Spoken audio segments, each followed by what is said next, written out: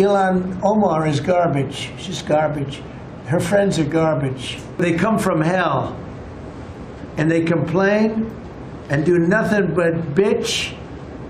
We don't want them in our country. Let them go back to where they came from and fix it. Let's go to Minnesota, where the largest Somali community in the United States is bracing for what could become one of the most aggressive federal enforcement operations in years. So the Trump administration is mobilizing DHS, ICE, and federal financial investigators after new allegations surfaced claiming Minnesota public assistance funds may have been diverted overseas and possibly into the hands of the militant group Al-Shabaab. Officials say they're following credible leads, but community leaders say this feels like collective punishment. Here's what we know. The Treasury Department confirmed this week that it is investigating whether money stolen through Minnesota aid fraud schemes was funneled abroad. The probe follows years of high-profile fraud cases in the state, including multi-million-dollar child care and meal program scams. Federal authorities say some of the individuals charged in those cases were Somali Americans and that at least part of the stolen funds may have traveled overseas. But so far, prosecutors have presented no public evidence linking any defendant directly to terrorist financing. But still, the allegations were enough for Trump to call Minnesota, quote, the center of massive fraud and vow to clean it up.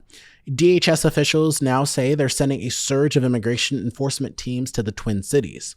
According to AP reporting, the operation will involve roughly 100 federal officers focused mainly on undocumented residents, people with prior removal orders, and individuals flagged in earlier vetting reviews.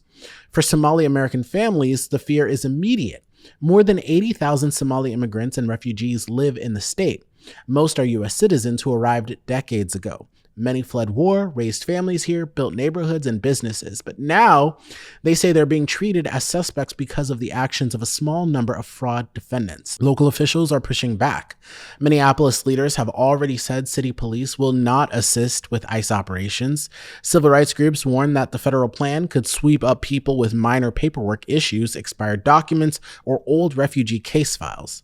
Community advocates also note that many Minnesota earlier fraud cases involved multiple ethnic groups, not just Somalis, yet the enforcement is centered almost entirely on Somali neighborhoods. The Treasury investigation is still in its early stages, and federal officials haven't released details about the alleged overseas transfers, but the political messaging around the probe has already escalated tensions. And as DHS prepares to deploy agents, Somali American families say they're facing uncertainty, fear, and the sense that an entire community is being blamed for crimes that have yet to be connected to anyone beyond a handful of defendants.